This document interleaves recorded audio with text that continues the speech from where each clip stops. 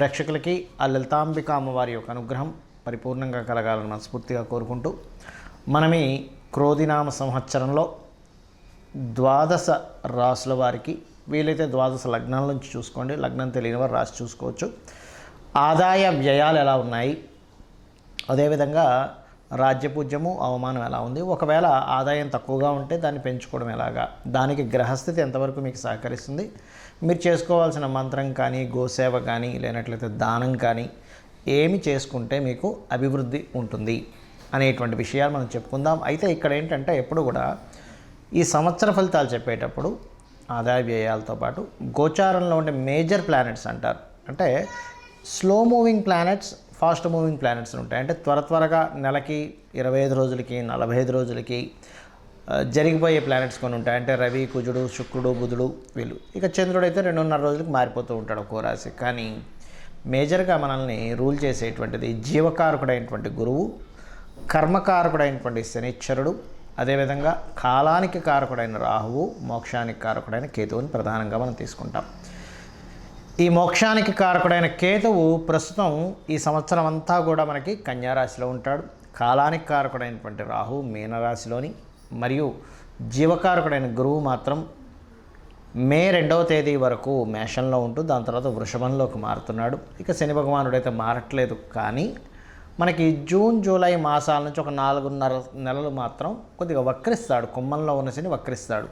అదేవిధంగా September October, అంటే almost September ending October ఆ టైం నుంచి ఒక 4.5 నెలల పాటు గురువు కూడా వక్రిస్తాడు. సో మనం ఈ గ్రహాల యొక్క స్థితిని మరియు ఈ వక్రగతిని, ఈ మేజర్ ప్లానెట్స్ యొక్క స్థితిని, అదేవిధంగా వీటితో పాటు మనకి ఈ క్రోధినామ సంవత్సరంలో పర్టికులర్గా ఈ సంవత్సరం రాజు కుజుడైనందుకు, మరియు అదేవిధంగా కుజుడు సంచారం మనకి శనిని రాహుని కలుపుకొని వెళ్తున్నందుకు కూడా ఏం జరుగుతాయనేటువంటి విషయాలు కూడా నేను మీకు ఎండింగ్లో చెప్తాను. కాబట్టి మనం ఒక్కొక్కటి తెలుసుకొని ఆ అమ్మవారి యొక్క అనుగ్రహాన్ని పొందుదాం. కుంభలగ్నము, కుంభరాశి. లగ్నం తెలిసిన వారు లగ్నం నుంచి చూసుకోండి, లగ్నం తెలియని వారు రాశి నుంచి ఖచ్చితంగా చూసుకోవచ్చు, అందులో ఎటువంటి సందేహం లేదు. అయితే మీకు ఆదాయము, వ్యయము, రాజ్యపూజ్యం, అవమానం ఎలా ఉంది ఈ క్రోధినామ సంవత్సరంలో చూసుకున్నట్లయితే ఆదాయం 14, వ్యయం కూడా 14 ఉంది. అంటే ఏమిటి, ఈక్వల్గా ఉంది. మనకి ఎలా అయితే మకర రాశి వారికి ఈక్వల్గా ఉందో కుంభం వారికి కూడా ఈక్వల్గా ఉంది. కాకపోతే రాజ్యపూజ్య అవమానాల విషయంలో చాలా బెటర్గా ఉంది. అంటే రాజ్యపూజ్యం 6, అవమానం 1. మెచ్చుకునే వాళ్ళ సంఖ్య ఒక 6 ఉంటే, 6 అంటే ఎగ్జాక్ట్ 6 అని కదా, పర్సంటేజ్. అవమానించే వాళ్ళ సంఖ్య 1 ఉంది. కాబట్టి దీని గురించి ఏం టెన్షన్ పడాల్సిన పని లేదు. మరి మీరు ఖర్చు తగ్గించుకోవాలంటే ఏం చేయాలి చూసుకున్నట్లయితే, మీకు ఈ సంవత్సరం మీరు చేయవలసినటువంటిది నువ్వులు ఉంటాయి. నువ్వులు, తెల్ల నువ్వులు, నీలం రంగు వస్త్రము, శనగలు, పసుపు రంగు వస్త్రము దానంగా ఇవ్వండి. అదేవిధంగా కాలభైరవ అష్టకం లేదా దత్తాత్రేయుడు స్తోత్ర పఠనం చేయడం ద్వారా కూడా మీకు వ్యయం తగ్గుతుంది. ఆదాయం పెరగాలి అంటే ఎలాగో మీకు 2వ స్థానంలో రాహు ఉన్నాడు కాబట్టి విదేశీ సంపాదన మూలంగా, సాఫ్ట్వేర్స్ మూలంగా, ఎనీ యాప్స్ మూలంగా, ఎనీ ఆన్లైన్ త్రూ చేసేటువంటి బిజినెస్ల మూలంగా మీకు ఖచ్చితంగా ఆదాయం పెరుగుతుంది. అయితే ఇంకా బాగా పెరగాలి ఆదాయము, ఎందుకంటే ఖర్చు ఎక్కువగా ఉంది కాబట్టి ఇంకాస్త ఎక్కువ పెరగాలి అని అనుకుంటే ఓం దుమ్ దుర్గాయ నమః అనే నామస్మరణ చేయండి, ఖచ్చితంగా పెరిగి తీరుతుంది. ఇక ఇక్కడ మీరు తీసుకోవాల్సిన జాగ్రత్తలు ఏమిటి, ఫైనాన్షియల్ గ్రోత్ ఉంది, అందులో ఎటువంటి సందేహం లేదు. కాకపోతే ఏదైనా ఒక ప్రాపర్టీ తీసుకునేటప్పుడు మాత్రం కాస్త మీరు మే, జూన్, జూలై, ఆగస్ట్, సెప్టెంబర్ ఈ 5 నెలలు కొంత జాగ్రత్త వహించండి. మరియు ఈ సంవత్సరం మీకు బాగా కలిసి వచ్చేటువంటి చూసుకుంటే ఉద్యోగపరంగా చాలా బాగా కలిసి వస్తుంది. అంటే కొత్త ఉద్యోగాలకి చాలా బాగుంది. ఉద్యోగం మారడానికి, ఉద్యోగంలో హైక్కి, ఉద్యోగ సంబంధంగా తీసుకునే నిర్ణయాలు పాజిటివ్గా ఉంటాయి, అందులో ఎటువంటి సందేహం లేదు. కాకపోతే మీరు జాగ్రత్త తీసుకోవాల్సిన అంశం ఏమిటి, షేర్ మార్కెటింగ్ రిలేటెడ్ సంబంధించిన విషయంలో కుంభరాశి వారు చాలా జాగ్రత్తగా ఉండాలి. మరి ఎల్నాడు సైడ్ నడుస్తుంది కదండి, రాశిలో నడుస్తుంది అంటే కొంచెం ఏమీ లేదు. ఈ మొదట అంటే ఫిబ్రవరి నుంచి ఒక ఏప్రిల్, మే, జూన్ వరకు కూడా కొంచెం స్టార్టింగ్లో మాత్రం, ఎందుకంటే క్రోధినామ సంవత్సరం మనకి ఏప్రిల్లో వస్తున్నప్పటికీ ఫిబ్రవరి నుంచే దాని యొక్క కుజ సంచారం, శని సంచారం, రవి సంచారాలు ఇవి ఉన్నాయి. కాబట్టి కాస్త తల్లిగారి ఆరోగ్య విషయంలో కొద్దిపాటి జాగ్రత్త తీసుకోవాలి. మరియు యాన్సిస్టర్స్ ప్రాపర్టీస్ విషయంలో కొంత జాగ్రత్త తీసుకోవాలి. అంటే పూర్వీకుల ఆస్తులకు సంబంధించిన విషయంలో, నిర్ణయాల విషయంలో కొంత జాగ్రత్త తీసుకోవడము, ఇన్సూరెన్సెస్ పే చేసేటువంటి విషయంలో కొంత జాగ్రత్త తీసుకోవడం చేస్తూ ఉండండి. మరియు మరొక విషయం ఏంటంటే ఇక్కడ గమనించుకున్నట్లయితే మీరు ఎక్కువగా ఆరాధించవలసినటువంటి దేవతా ఆరాధన ఏమిటి, విష్ణు ఆరాధన గణపతి యొక్క ఆరాధన మీరు ఎంత చేస్తే అంత చక్కటి ఫలితాలు మీకు మీ సొంతం అవ్వడం జరుగుతుంది. అందులో ఎటువంటి సందేహం లేదు, ఇది గుర్తుపెట్టుకోండి. అదేవిధంగా కాస్త సంతానం కోసం ప్రయత్నం చేసేవారు కూడా కొంత జాగ్రత్త వహించండి. అలాగే ఏలినాటి శని ఉంది కదా అని కంగారు పడాల్సిన అవసరం లేదు. ఏలినాటి శని సమయంలో మీరు కాస్త ఎక్కువ నిద్రపోకుండా మధ్యాహ్నం పూట నిద్రపోయే అలవాటు ఉంటుంది. అయితే ఇది చిన్నపిల్లలకి, గృహిణులకి, స్త్రీలకి, అదేవిధంగా ముసలి వాళ్ళకి ఇది వర్తించదు, వృద్ధులకు వర్తించదు, యంగ్స్టర్స్కి వర్తిస్తుంది. మధ్యాహ్నం నిద్రపోతే ఏలినాటి శని ప్రభావం మరింత ఎక్కువగా అవుతుంది. కాబట్టి వీలైనంత మటుకు ఏలినాటి శని ప్రభావం తగ్గాలంటే నరసింహస్వామి ఆలయం కానీ, ఆంజనేయ స్వామి ఆలయాలు కానీ, లేనట్లయితే రావి చెట్టు చుట్టూ ప్రదక్షిణాలు చేయడం కానీ, ఇటువంటి ఆలయాలకు వెళ్తూ ఉండండి. ఏలినాటి శని ప్రభావం కూడా మీకు పూర్తిగా తగ్గుముఖం పడుతుంది, అందులో ఎటువంటి సందేహం లేదు. క్రోధినామ సంవత్సరము ఇక్కడ ప్రపంచవ్యాప్తంగా కానివ్వండి, దేశవ్యాప్తంగా కానివ్వండి, సంవత్సరానికంటూ ఒక లక్షణం ఉంటుంది.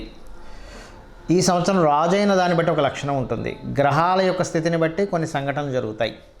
అయితే ఈ క్రోధినామ సంవత్సరం ఎంటర్ అవ్వకముందే కుజుడి యొక్క ప్రభావం పెరుగుతుంది అనేటువంటి చూపిస్తుంది. కాబట్టి ఆల్మోస్ట్ 2024 ఫిబ్రవరి మాసం నుంచే కొన్ని విద్వేషపూరితమైనటువంటి గొడవలకి, రాజకీయ నాయకుల మధ్యని విపరీతమైనటువంటి గొడవలకి, మరియు రాజుల మధ్యన గొడవలకి, యుద్ధాలకి, క్రోధి అంటే క్రోధం, కోపం పెట్టుకోవడం, చిన్న మిస్అండర్స్టాండింగ్స్ చేసుకోవడం, ఇటువంటి నామ సంవత్సరం ఇది. కాబట్టి దేశాల మధ్య, ప్రాంతాల మధ్య, మతాల మధ్య అనవసరమైనటువంటి విద్వేషాలు కలిగించేటువంటి సంవత్సరంగా చూపిస్తూ, ఇది కుజుడి యొక్క సంచారం. దీనివల్ల కుజుడు ఎవరికి కారకుడు అని చెప్పి తీసుకుంటే మిలిటరీకి, అందులో అంటే డిఫెన్స్ వారికి, పోలీస్ డిపార్ట్మెంట్ వారికి, రక్షణ వీటిని కల్పించేటువంటి వారికి. అంటే ఏంటి, ఈ సరిహద్దుల దగ్గర కొంత జాగ్రత్తగా ఉండాలి. అనవసరమైన గొడవలకు సంబంధించిన విషయంలో ఇక్కడ ఏదైనా గొడవలు జరుగుతాయి, అనవసరమైనటువంటి అవుతాయి అన్నప్పుడు కొంత జాగ్రత్తగా ఉండాలి, గుర్తుపెట్టుకోండి. కాబట్టి ఈ క్రోధినామ సంవత్సరంలో అందరూ చేసుకోవాల్సింది ఏంటి, ఇటువంటి గొడవలు మనం ఏమీ ఇబ్బంది పడకుండా ఉండాలి అంటే ముఖ్యంగా గుర్తుపెట్టుకోండి, కుజుడు రాజు అయ్యాడు కాబట్టి కుజగ్రహానికి, శని రాహు గ్రహాల దగ్గర దీపారాధన చేయండి.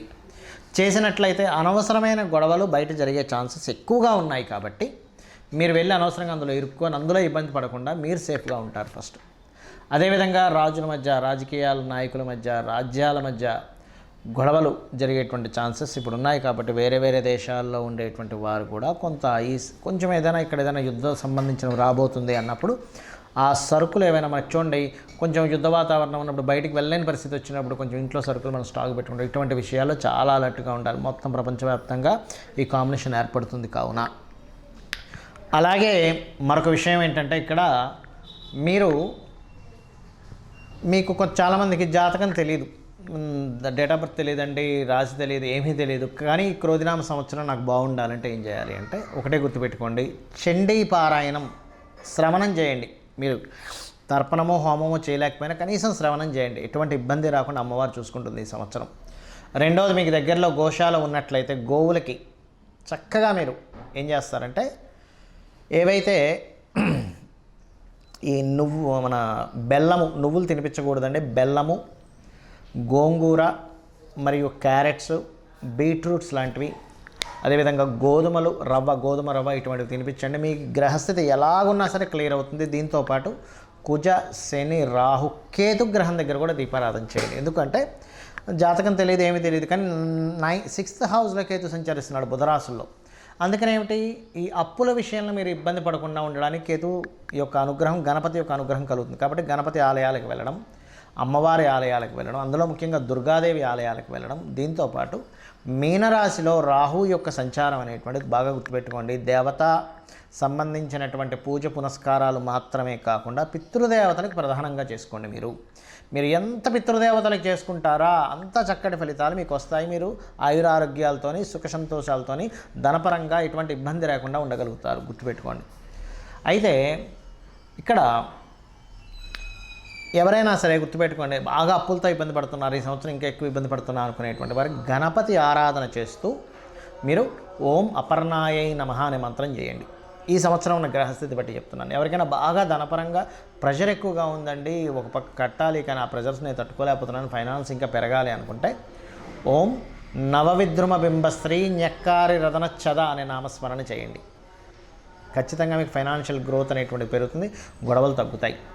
మరియు దీంతోపాటు మీరు ఒకటే గుర్తుపెట్టుకోండి, మనం ఇప్పటివరకు చెప్పుకున్నటువంటి ఆదాయ వ్యయాలు ఏవైతే ఉన్నాయో, రాజపూజ అవమానం ఏదైతే ఉందో, ఇది పంచాంగంలో జనరల్గా అందరికీ తీసుకునేటువంటిది. కానీ ఇలా కాకుండా మీ యొక్క పర్సనల్ చార్ట్, అంటే మీరు ఎప్పుడు పుట్టారు, ఏ సమయము, ఏ నెల, ఏ తారీఖుని, ఏ సంవత్సరంలో, ఏ ప్రాంతంలో పుట్టారనే దాన్ని తీసుకొని మీ జాతక చక్రం వేసుకొని మీ లగ్నం ఏమిటి, మీరు పుట్టినప్పుడున్న లగ్నం ఏమిటి, మీ నక్షత్రం ఏమిటి, మీ రాశి ఏమిటి, మీకు ఏ మహాదశ నడుస్తుంది, మీరు ఏ ప్రయత్నం చేస్తే మీరు చక్కగా యోగిస్తుంది, మీకు ఏ మార్గంలో మీకు ధనయోగాలు ఉన్నాయి, ఎవరి ద్వారా మీకు సహకారం ఉంది, ఏ దిశను మీరు నివసిస్తే బాగుంటుంది, అంటే తూర్పు, ఈస్ట్, వెస్ట్, నార్త్, సౌత్లో అన్నీ మంచివే, కానీ మీకేది పనికి వస్తుంది, మీ సంతాన అభివృద్ధి ఏమిటి, మీ ఉద్యోగ, వ్యాపార, ఇన్వెస్ట్మెంట్స్ రిలేటెడ్, విదేశాలకు వెళ్ళేటువంటివన్నీ కూడా మీ జన్మజాతకంలో ఉంటాయి. గుర్తుపెట్టుకోండి.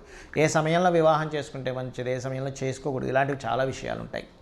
మరైతే మీకు సందేహం కలగొచ్చేమండి, మరి ఈ క్రోధినామ సంవత్సరం అని ప్రతిసారి పంచాంగం ఎందుకు చదువుతామని. ఇదంతా బయట ఉండేటువంటి వాతావరణ విశేషాలు, పంట పొలాలకు సంబంధించిన విశేషాలు, బయట ఉండే గోచార విశేషాలు.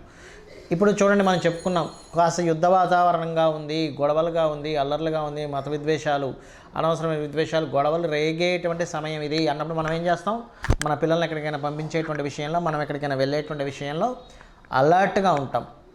ఈ అలర్ట్నెస్ని చెప్పడానికి ఈ గోచార ఫలితాలు చెప్పుకుంటుంటాం. అంతేగాని మన జన్మజాతకం పనిచేయదని కాదు, మన జన్మజాతకమే ప్రధానంగా పనిచేస్తుంది.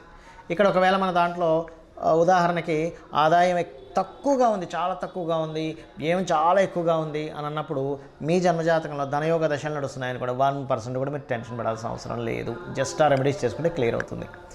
సో ఈ రకంగా మీరు ఈ యొక్క ఫలితాలను చూసుకుంటూ నిత్యము అమ్మవారి యొక్క ఆరాధన చేసుకొని మీరు సుఖ సంతోషాలతో వర్ధిల్లాలని మనస్ఫూర్తిగా కోరుకుంటూ శ్రీమాత్రే నమః.